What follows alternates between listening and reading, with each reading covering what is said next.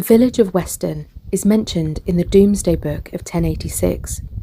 Colville was added in about 1200 because this was the name of the feudal lords who owned the principal manor.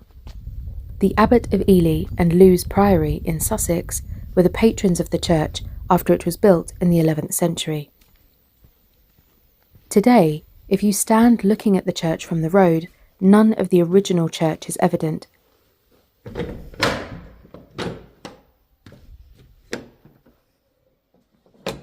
The oldest part being the 14th century nave and south porch.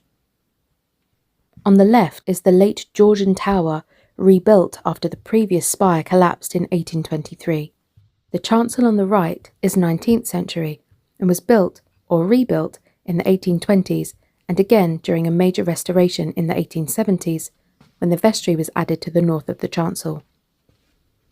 The ancient churchyard contains gravestones, mostly Victorian and later. Nearly the whole village before 1912 were agricultural labourers whose families would not have been able to afford a gravestone. They lie in the unmarked graves, only recorded in the parish register. There are several interesting features inside the church, including 2 brasses, an armorial hatchment, and a brass wall plaque to the rural poet J.R. Withers, who was born in Weston Colville.